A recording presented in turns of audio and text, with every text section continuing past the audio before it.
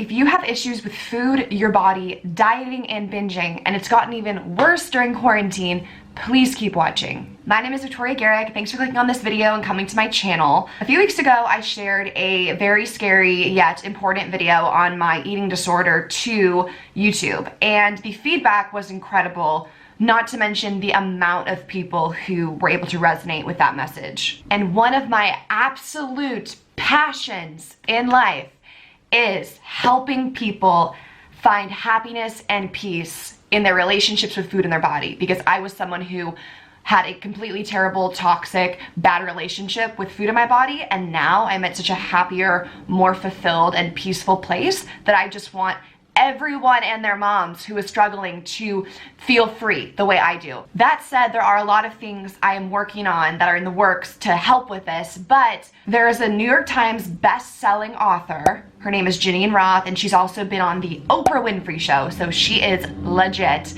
And her books have really helped me with food. So I sat down with her and we had a conversation on RealPod to talk about a lot of things. Why do we eat food when we aren't hungry? Why do I binge? Why can't I stop counting calories? How can I accept myself even if I hate myself? What if I live with someone who thinks I need to lose weight? How do I stop thinking about food 24/7? And what is intuitive eating and how do I do it? In today's video, Geneen and I are going to talk about all of this and so much more to give you the answers and the truth. If you have not heard my first episode of Real Pod with Geneen Roth, you don't have to listen to it before watching this video. However, I will just let you know that the first episode introduces her story, her background with food, my background with food, as well as sort of prefaces what intuitive eating is. And then in today, what you're gonna hear is diving deeper, going harder, and farther into this conversation, asking the hard questions. If you follow my Instagram, you were able to submit questions for Geneen. I had like hundreds and hundreds of people sending questions in. It was incredible. I got all the great questions and I asked her.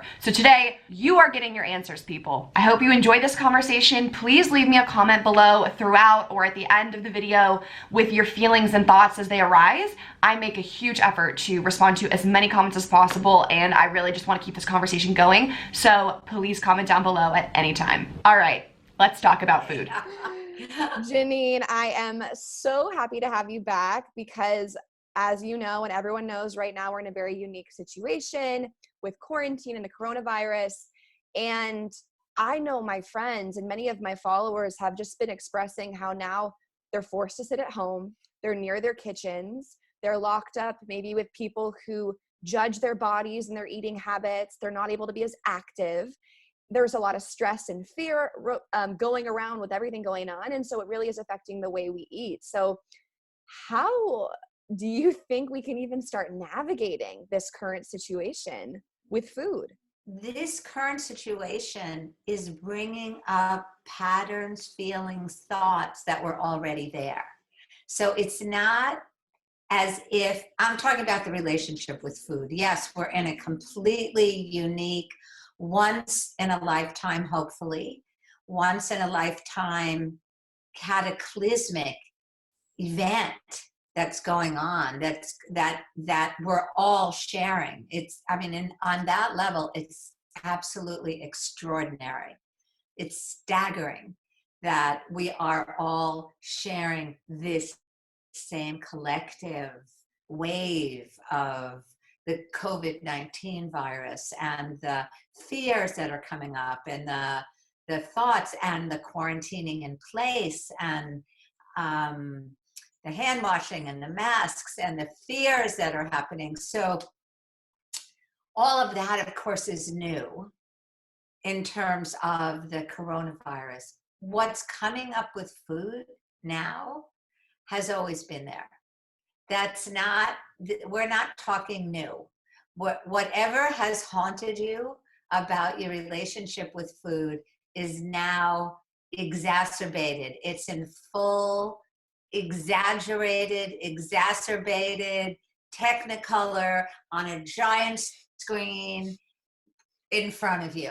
You get to see what it is that's always been there. And so in the way that I view this, which granted might be an unusual way to view it, I see this as an opportunity for people to look at what's been haunting them about the relationship with themselves. Now, remember that I believe that we eat the way that we live.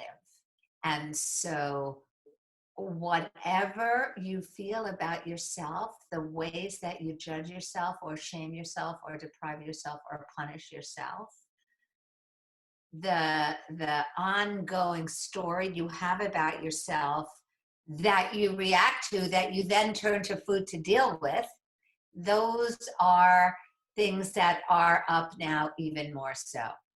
So now here's the invitation. Are you willing to? Do you want to? Will you take this opportunity to look at your relationship with food in a way that you never get the chance to do? Oh, I love that. And I love that you just said that, because I reached out to a lot of my followers who listened to your first episode, and I always am telling people to read the book so they know who you are, and they've come with a bunch of questions about how to do this exactly, because I think we talk about intuitive eating, we talk about mindfulness, this way to really think about how we have a relationship with food, but then there's so many more questions and fears and things that seem so complicated just from the diet culture and our family and just the habits we've created, whether they're toxic or not. So just diving in to ask you one of those questions, why is it that we eat when we're not hungry? Why is it that I want to grab the bag of chips and the ice cream when I am not hungry? You know, it's uncomfortable to be uncomfortable. And so if we're eating when we're not hungry, there's any number of things going on. I find, even with myself, and I do want to back up a little and say, when you've had an issue with food, when you're food sensitive, let's call it, and I consider myself part of this tribe. Me too. Let's go. Yes. We're in this. Yes. Yes. Right.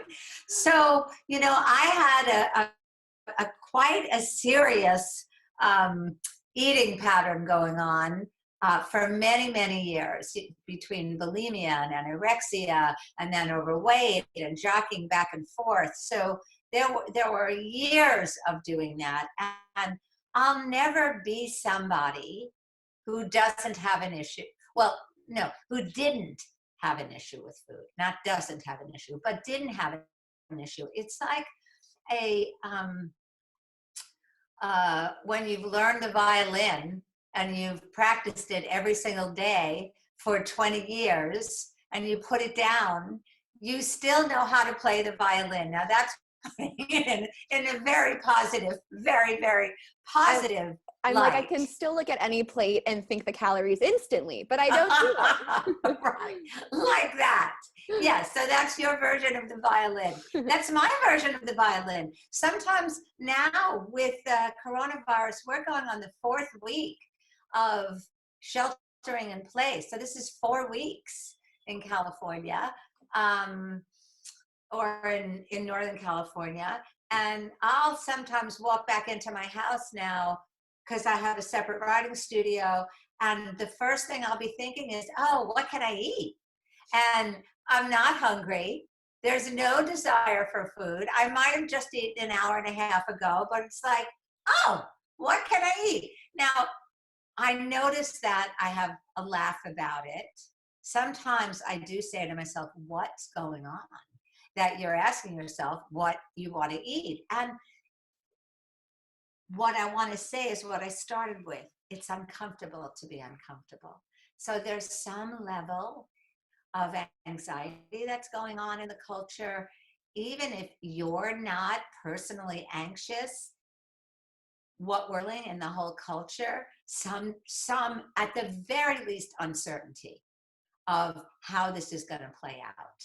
When is this part of sheltering in place going to end? When do I get to go back to work? For the people who have lost their jobs, for the people who don't know where their next paycheck is coming from the people who are struggling. I mean, there's all that going on. To the people who are doing okay, working from home, but still thinking, wow, I need to socially distance from my refrigerator because the refrigerator is just too close. So in general, there's this theme of comfort. This food is going to give me something that emotionally I want right now and I don't have. Yes. And it's good to know, to name what that is. First of all, it's good to normalize it and not to go veering off into, I'm crazy, here's this eating disorder again, oh my God, I thought I was fine, and then the COVID-19 virus came along, and I'm back into crazy dysfunctional behavior. I knew this was going to happen. I knew it was too good to be true. So that whole slide down, don't go there.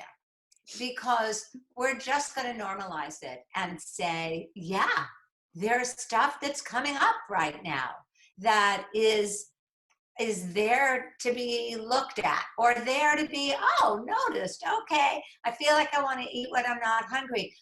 Okay, number one, I have a choice. Am I gonna do it? If I'm not hungry, I mean, you always have a choice to do it. Okay, if I don't, what's going on that I need distraction from? Do I feel lonely? Do I feel scared? Do I feel anxious? Do I feel bored? Do I feel worried? Is this just uncertainty? What's happening here? Because that's really what could be welcomed and met, where you could just sit down with yourself and say, okay, okay, sweetheart, I know you're feeling anxious. This is an anxiety producing situation for many people. What will make it better? Sometimes just saying, I feel anxious. Sometimes saying, I feel lonely. I feel bored. I feel really scared. I feel terrified. Sometimes really those feelings which we don't like meeting or welcoming, we just want to get rid of them. We just want them to go away. Doesn't help. You know, I often say it's like finding a child crying on the side of the road, you know, just out of loneliness or fear or terror, anxiety. What do? You listen. You say, I'm here. You belong here with me. What can I do? Now, I'm a big believer in intuitive eating. I learned that from you. It's how I eat now. I just can't even imagine not approaching food that way. And it's something that I think a lot of people want to try and they want to do it, but it's hard because they still have that voice of, but I got to lose 15 pounds before I intuitively eat. I got to lose 10 pounds before I do this or that. Do you think that there's an element of self-acceptance, just forgetting what you used to be and forgetting what you hope to be and just being what you are before you can properly practice a mindful eating practice? Well, I think that it's impossible to take on anything from a position of judgment or shame and lack of acceptance. So if you're not accepting yourself right here, right now, there's no way that you can embark on a new way of eating, regardless of what it is. Even if it was to go on a diet right now and, you know, be very strict with a food plan. When you come from shame, when you come from self-judgment, then your whole system is shut down. You know, the brain scientists describe, you know, well, I mean, not just the brain scientists describe the parts of your brain like the amygdala that goes into overdrive and fight or flight syndrome. When you're feeling ashamed or you're feeling judgmental or self-hating. So starting anything when you feel that way isn't good.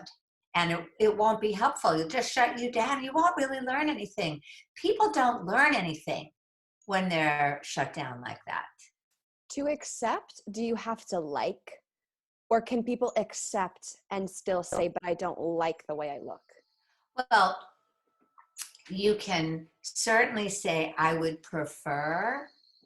It's different than, you can get very tricky in there, Victoria, because you can say, okay, well, I fully accept myself, but I sure don't like my thighs and my arms. And yeah, I accept them because they're here, but gee, I sure That's wish I not could. really acceptance, probably. No, it's not. Acceptance is, I really get that I've done the best I could do with what I've known, with the tools that I've had.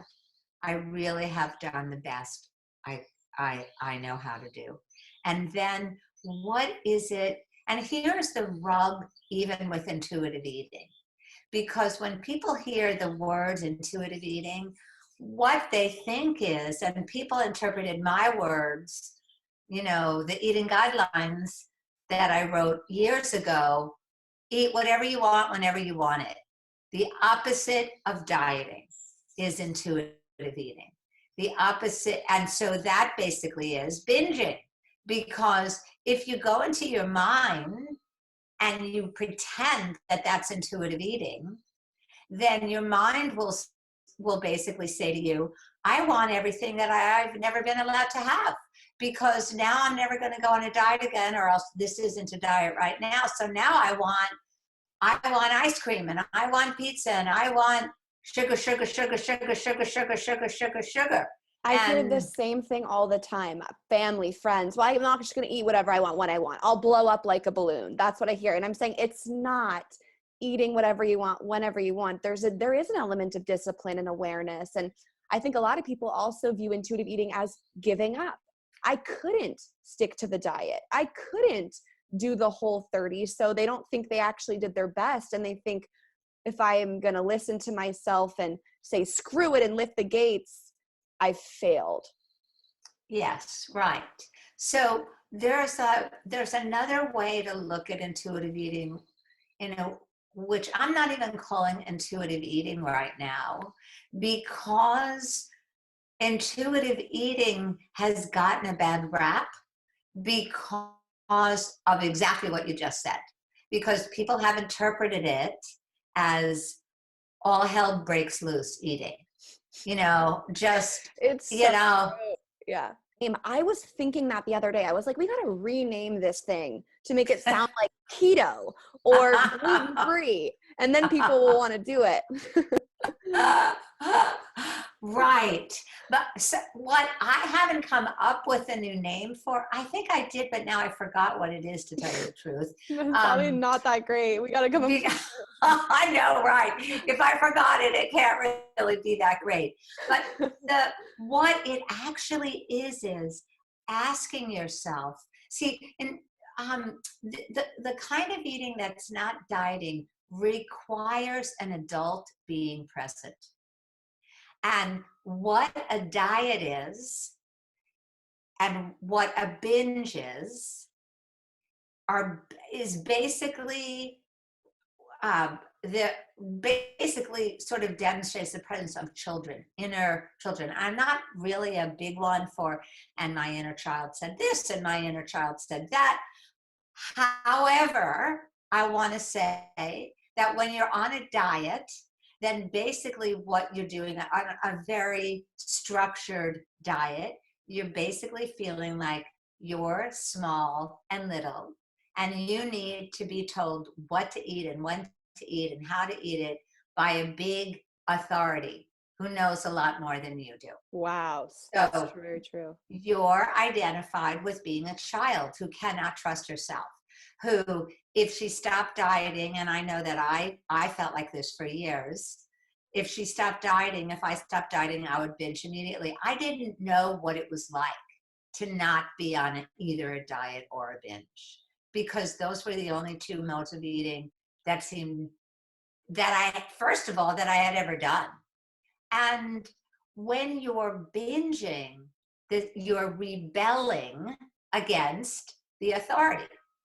So when you're dieting, you're kowtowing, you're bending down, you're in compliance with an authority. When you're binging, you're still a kid. You still don't have agency over your own life. You still don't have any power. Your relationship with food is utterly powerless there, because if you're dieting, you've given up your power to the big authority. If you're binging, you're rebelling against the authority. And that's the same thing as dieting, basically.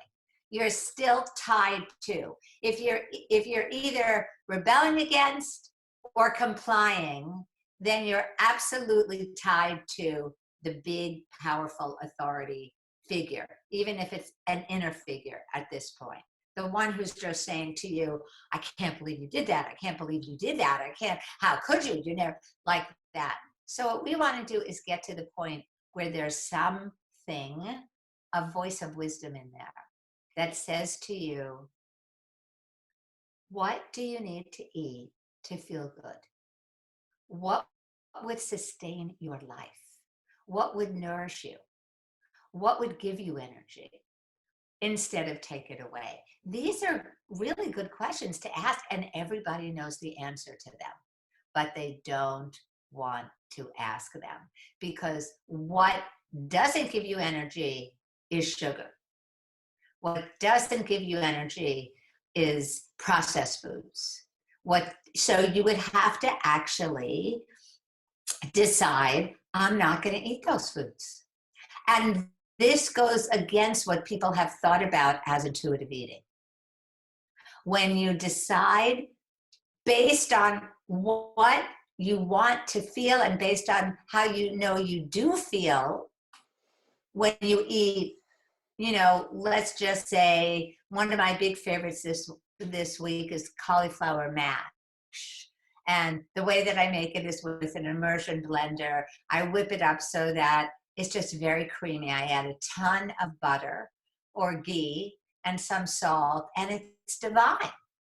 And the difference between me eating that and eating a row of cookies, how I feel afterwards when I do that. One, I feel like I just need to go to sleep. And the other, I feel like, oh, I have energy. So even though it has butter. So you're saying it's just choosing what makes you feel good? Well, I am not, I'm somebody who, after years of not eating any fat, I realized, wow, my brain, a lot of my brain is made of fat. A lot of my organs are made of fat. Enough medical people told me early on, in the 90s actually, that I needed to eat a lot more fat. So I did start eating a lot more fat. So I have nothing against fat. So I happen to like ghee better than butter, but a lot of people don't. I eat a lot of fat. I love the way you kind of brought up this idea about bad food, junk food, because when you say like processed food versus sugar, for me now, and I actually, last time we spoke, you sort of classified intuitive eating like as steps. And when you get to maybe the final step, Yes. you're purely choosing what's going to be best for your body. There's no emotional component of, I love the taste of Doritos, or I'm sad, whatever. I feel like I'm still at a place where I do not binge, I do not restrict. But I had Doritos with my lunch today because I love the way they taste and I wanted them. And for me to intuitively eat and not fall back to binging and restriction, I have to allow myself the processed food and the sugar. So is there a happy medium there, at least when you're beginning this process? Well, it sounds like you are at the happy medium. Right. It sounds like you know what you need to do in order not to binge, in order to feel sane, in order to sort of have a right relationship with food. That if you cut out processed foods and sugar, that would feel like deprivation to you. That would trigger me. If even to where I am right now, if someone told me I couldn't eat sugar, I would lose all control. Right. So you know where you are. And that's really good. There's nothing wrong with that. There's no judgment about that. There's no right. There's no wrong. It all depends on how you feel. And when I say how you feel, you have to take into account what you just said.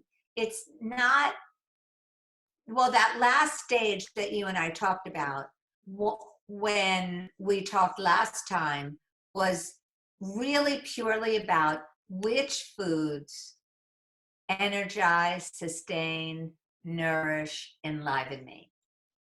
That is the last stage, so to speak, where you eat solely those foods. I mean, every now and then, you know, you don't, but I would say 95% of the time you do.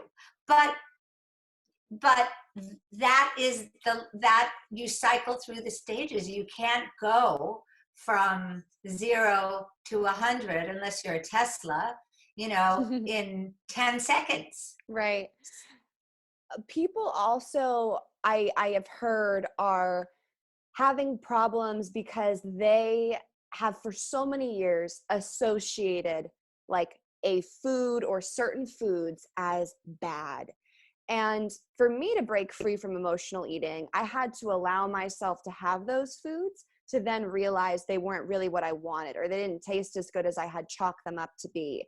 So how does someone who literally finds it so hard to eat a marshmallow because their mind is like, there's so much sugar in a marshmallow, there's so many calories in a marshmallow, how does someone kind of break free from that mindset so that they can begin the journey of exploring what makes them feel good and then deciding if they want it or not? Slowly is the answer to that. There's no magic there. There's, you decide, you make a conscious choice about the course you're on.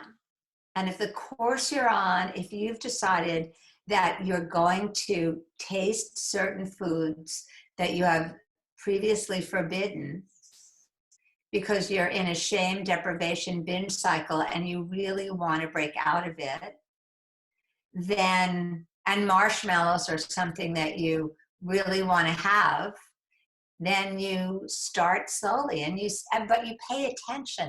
I think the main thing is that you really, really, really pay attention, so that you sit down, you pay attention, you don't do other things while you're eating the marshmallow, because there's no point in eating a marshmallow if it's a forbidden food and you're going to let yourself have it, and distracting yourself while being on the internet or watching television, or even being in an intense or an anxiety-producing conversation at the same time. In order to really figure out if you want something, if it tastes good to you, you have to put your attention there.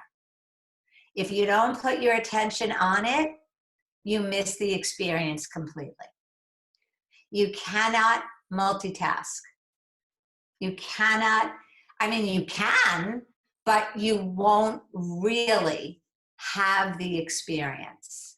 Is it possible that someone can decide they want to practice this, they want to be a mindful, intuitive eater, and not have sort of like a binge episode as they christen the rid of the diet culture? And I know in your books too, you talked about the first time you stopped dieting, you ate all this food. And I think a lot of people fear that when they get rid of the control, they get rid of the regimen, they're just going to eat everything. Is that something that sort of comes with the experience? Like, figure it out, be compassionate. If you do that, think about why you did that. Or do you think someone who's really mindful could slowly start introducing foods and figuring this out without a binge?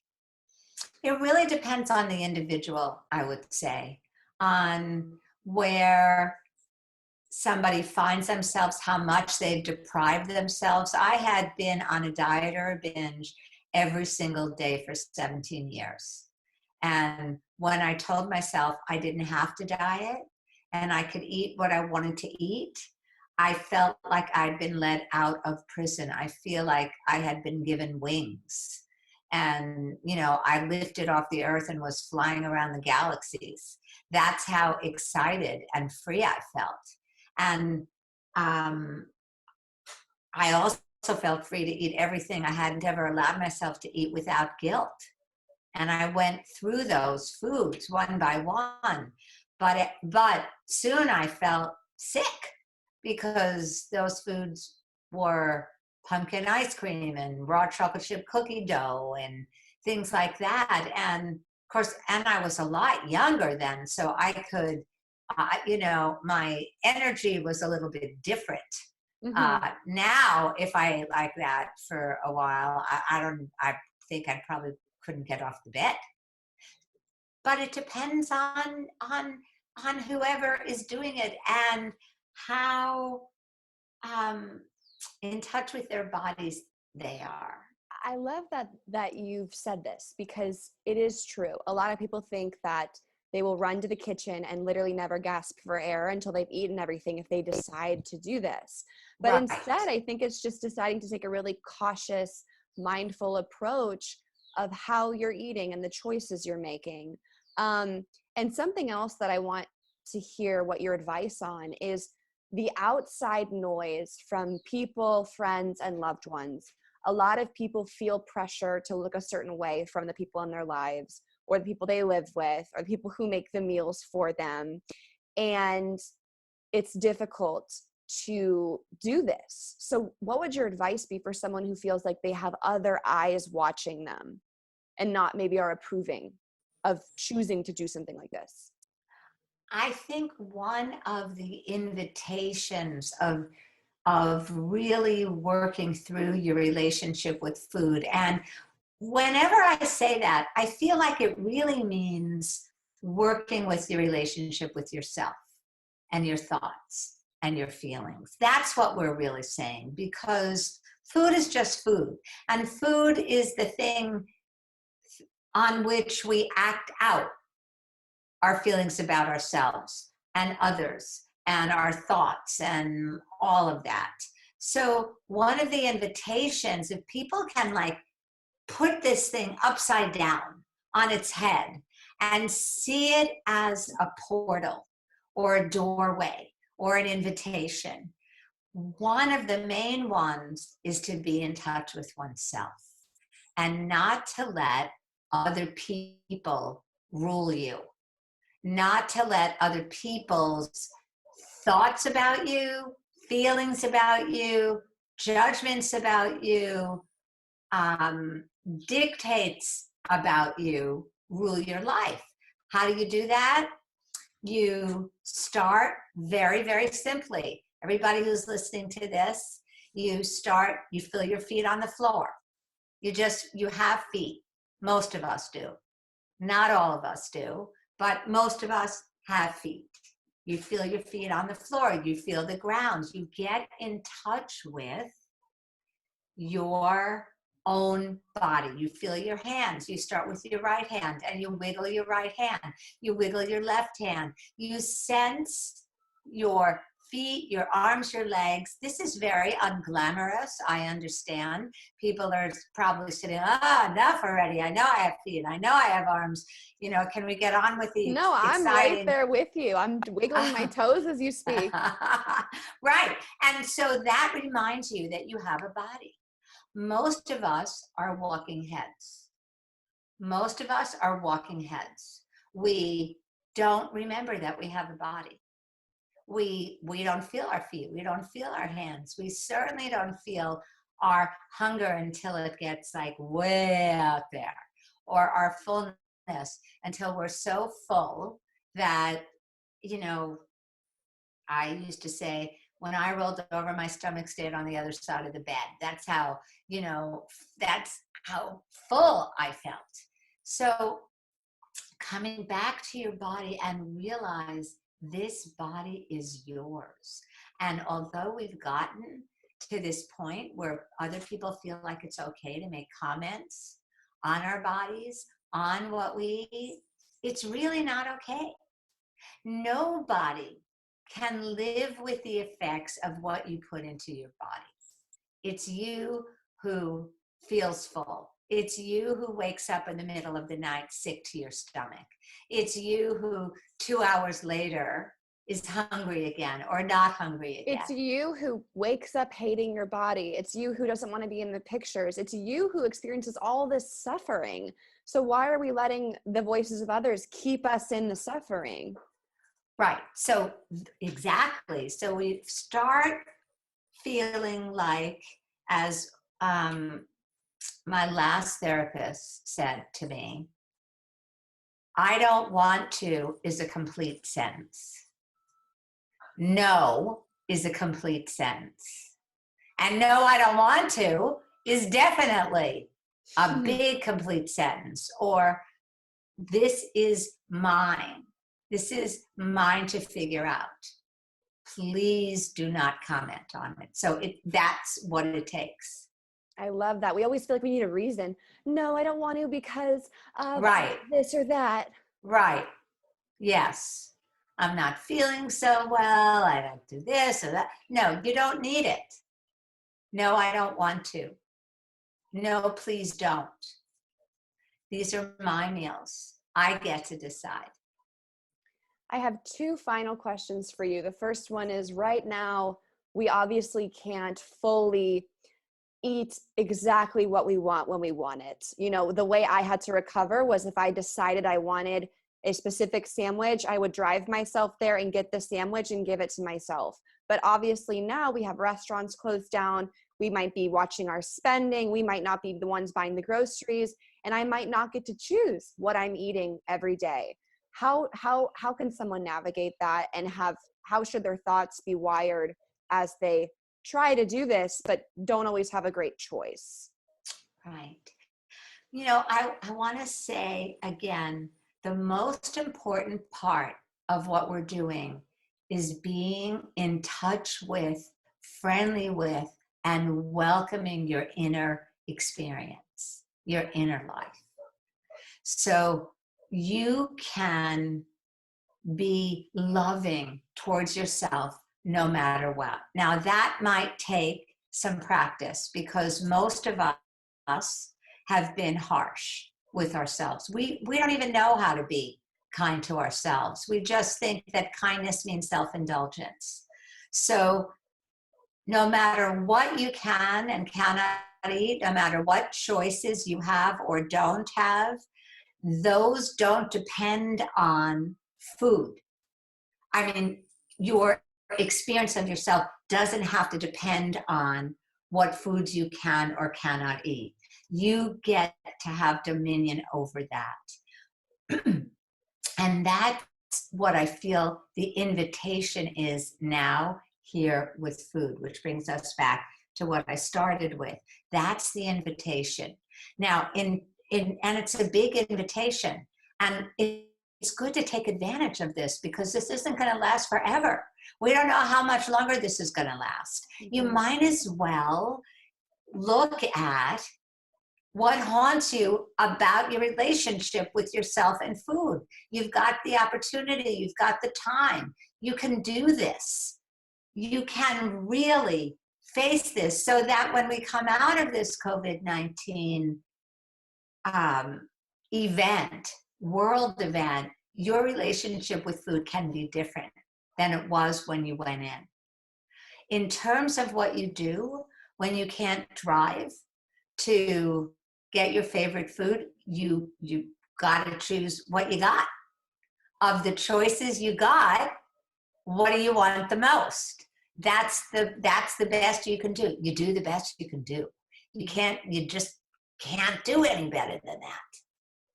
Yeah. So if it's, a choice between 3 things, you choose one of them that you really like, or 2.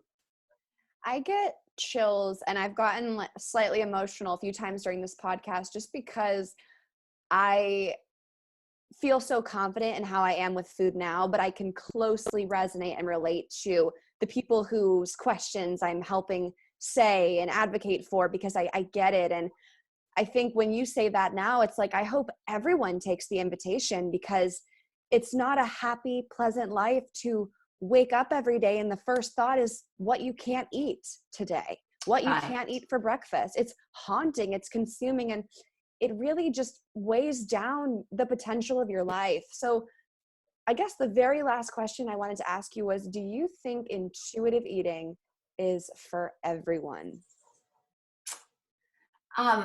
Before I answer that question, one thing I want to say, because you reminded me of it when you said about when you wake up in the morning. It's very good to have certain things you do every day, no matter what. When you wake up in the morning, where do you put your attention? So if you usually wake up with what can I eat today? What do I weigh today? Did I gain weight today? Is my stomach flat today? You put your hand on your stomach, or whatever you do. It's very good to have practices, I call them, little and beautiful practices that you do every day that really uplift you, that bring you joy. So when you first wake up in the morning, you can first ask yourself, what do I have enough of right now? And well, I woke up, I opened my eyes, I have enough air to breathe, which is a big thing in these days. I have a partner, or I have a dog, I have a friend, I have enough sardines in my cabinet. That might not make a lot of people happy, but I have enough food to eat. I have enough paper. I have enough. Whatever it is, you have one orange. I wish I had that little poem I've been reading all the time about how one little thing can be so much. One thing. What you pay attention to actually matters. And if you learn to start putting your mind when you first wake up in the morning and before you go to bed at night, if you start putting your mind on what's good, then at least you will start, because what you pay attention to grows. And when you pay attention to the good, then your brain starts changing. It starts taking in the good, and that changes you. That releases dopamine. That, there's a whole cascade of hormones that get released. So I would say have 2 practices that you do. Some kind of structure. I heard a wonderful interview with Elizabeth Gilbert recently, where she said she had 6 words for people during this time. Make your bed. That was 3 words. And get dressed. Those were the other 3 words. 6 words every day. So those were her words. My words are, what are you going to do today that actually focuses you on what's good instead of what's wrong? Stop watching the news for so long. Have a certain amount of time that you watch the news. This is all related to your relationship with food. This is all part of your relationship with yourself. This is part of what you eat. Now, this is the non-food part of what you eat.